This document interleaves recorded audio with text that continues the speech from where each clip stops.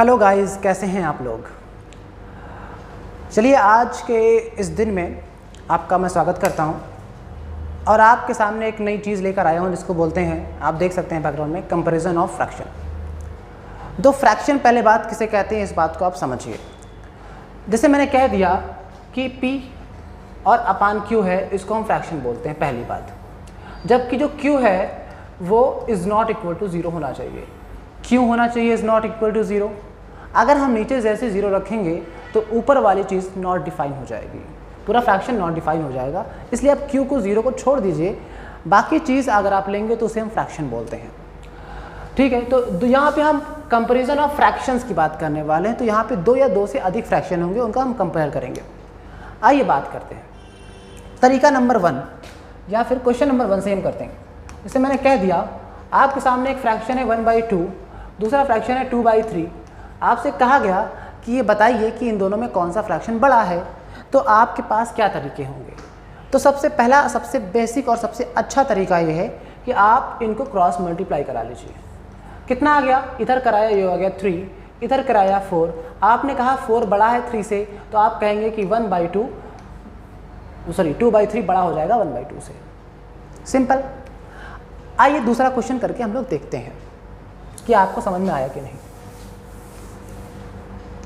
मैंने कह दिया कि 5/7 बड़ा है या फिर 4/9 बड़ा है। तो हमने कहा आपको घबराने की कोई बात नहीं है। आपको करना क्या है कि सबसे पहले क्रॉस मल्टीप्लाई कराना है, इसमें इसमें इसमें इसमें। कितना हो जाएगा, 9 5 45 और 7 4 28। आपने कहा कौन बड़ा आया है, 45, तो मैं कह दूंगा 5/7 बड़ा है 4/9 से। सिंपल। आई होप कि आपको समझ में आ गया होगा। आ गया है तो इसे अपने दोस्तों तक तुरंत शेयर कीजिए। आइए देखते हैं अगला क्वेश्चन। एक और क्वेश्चन से आपकी कॉन्सेप्ट क्लियरिटी हो जाएगी। जैसे मैंने कह दिया कि 11/12 बड़ा है या फिर 9/10 बड़ा है, तो आप क्या कहेंगे। आपने कहा कि भैया कुछ नहीं, आप मल्टीप्लाई कर लीजिए। आपने कहा ये कितना हो गया 110, आपने कहा कितना हो गया 12 9 108 हो गया 108। तो आपने कहा 110 बड़ा है 108 से, तो आप कहेंगे 11/12 बड़ा है आपका 9/10 से। तो ये चीज़ आपको समझ में आ गई होगी, आई होप सो।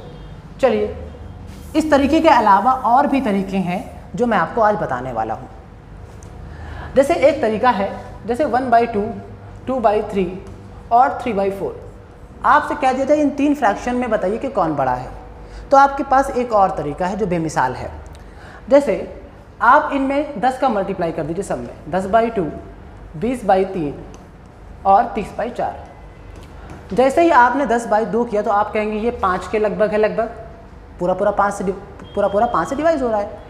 इसका मैंने डिवाइड किया तो कितनी बार गया, आप कहते हैं कि 3 का भाग देंगे तो कितनी बार जाएगा, 6 पॉइंट लगभग जाएगा, 6-7 के लगभग। ठीक है, इसका भाग देंगे तो कितना जाएगा, ये आधा हुआ 15 का आधा हुआ 7.5। तो आप कहेंगे ये बड़ा है इससे, ये बड़ा है इससे, तो ये बड़ा होगा इससे, ये बड़ा होगा इससे। तो आप 10 का मल्टीप्लाई करके भी आप ये जान सकते हैं, लगभग अंदाज़ा मिल जाएगा। चलिए, तरीका सामने आ गया। चलो एक और क्वेश्चन करते हैं जिससे आपको ये वाले कॉन्सेप्ट की, जिसमें 10 से मल्टीप्लाई करना है, आपको ये कॉन्सेप्ट क्लियर हो जाएगा। आइए, जैसे मैंने फिर से वही क्वेश्चन लेते हैं, 9/10, 10/11 और 11/12 में आपको फाइंड करना है कि कौन बड़ा है।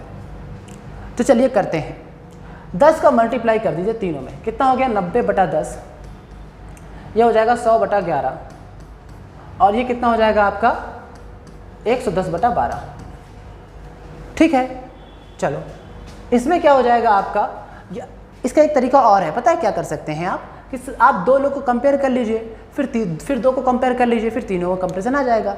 2 लोग कंपेयर करने का तरीका वही है, क्रॉस मल्टीप्लाई का तरीका, ऐसे भी कर सकते हैं। ऐसे करिए, ये आया एग्जैक्टली 9। अगर ये हम बात करते हैं तो 1/11 आपको पढ़ाया गया है, कितना होता है 9.09। तो कितना हो जाएगा, मतलब 99 से बड़ा है तो 9 से हल्का सा प्लस है। ठीक है, आइए बात करते हैं 12। ये कितना है, बात करेंगे आप कितना है, ये आपका 12 120, उस 10 से छोटा है, लेकिन ये किससे, इससे बड़ा हो जाएगा। कैसे निकालेंगे, इसके लिए तरीका ये है कि फिर इसको भाग दीजिए, कितना आ जाएगा ये है 9.09 होता है एक्चुअली में, और ये कितना है 12 9 108, 2 बचा 20, कितना हुआ आपका 20, 12 एक कम 12, फिर 8 बचा, इस तरह से ये 9.1 है। तो इससे आप देखेंगे ये बड़ा इससे, ये बड़ा इससे, तो इस तरह से आप कर सकते हैं। चलिए बात करते हैं अब अगले टाइप की तरफ, जिस तरह से हम सॉल्व कर सकते हैं कि दो फ्रैक्शन का कंपैरिजन। देखते हैं कौन छोटा है कौन बड़ा। इसका है ये टाइप मैथड नंबर 3। आपको जो सुटेबल लगता है आप उसको यूज़ कीजिए, बस आप सिलेक्शन दीजिए मुझे, मैं आपके लिए खड़ा हूँ यहाँ पर डट कर। मैंने कह दिया कि पहला फ्रैक्शन है आपका 3/5 लेट, दूसरा फ्रैक्शन है 6/7 मान लीजिए। तो आप बताइए कि इनमें से कौन बड़ा है कौन छोटा है। तो आपसे मैंने कहा कि आप न्यूमरेटर को ऐसे रहने दीजिए और डिनोमिनेटर से न्यूमरेटर घटा दीजिए। क्या बोला मैंने? न्यूमरेटर को ऐसे रहने दीजिए और डिनोमिनेटर से न्यूमरेटर को घटा दीजिए। चलो इधर भी करिए, 6 बटा कितना हो जाएगा 7 - 6। अगर आपने मुझसे कंपोनेंडो डिविडेंडो पढ़ा है तो आप इसको थोड़ा सा समझ पा रहे होंगे। आइए ये कितना हो जाएगा, अगर ये इक्वल ये जिस उसमें होंगे वो भी इसी में लगेगा। ठीक, कंपोनेंडो डिविडेंडो ये कहता है कुछ नहीं है, परेशान मत होइए, किसी और वीडियो में आपको मैं बता दूंगा।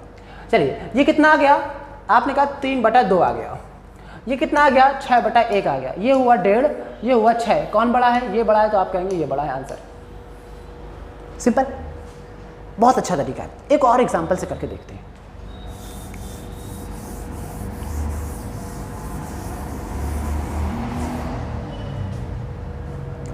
मैंने कह दिया कि 11/12 बड़ा है या फिर 13/14।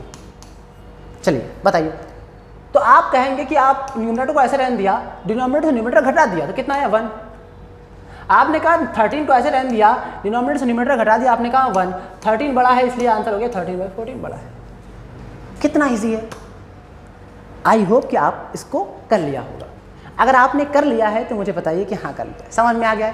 पहला तरीका, मैं इसको क्विक रीजन करता हूँ। अब पहला तरीका क्या है, हम क्रॉस मल्टीप्लाई करेंगे और क्रॉस मल्टीप्लाई के बाद जो प्रोडक्ट मिलेंगे उसमें देखेंगे कौन बड़ा कौन छोटा। बड़ा होगा उसकी फ्रैक्शन बड़ी हो जाएगी। दूसरा 10 का मल्टीप्लाई कर सकते हैं आप, उसके बाद डिवाइड करके लगभग अंदाजा लेके आप उसको कंपेरिजन कर सकते हैं। तीसरा तरीका, न्यूमरेटर को वैसे रहने दीजिए, डिनोमिनेटर से न्यूमरेटर घटा दीजिए, उसके बाद आप कर सकते हैं कंपेरिजन। बहुत आई होप कि आपको ये वीडियो बहुत पसंद आया होगा। मिलते हैं आपसे नेक्स्ट वीडियो में, तब तक के लिए जय हिंद।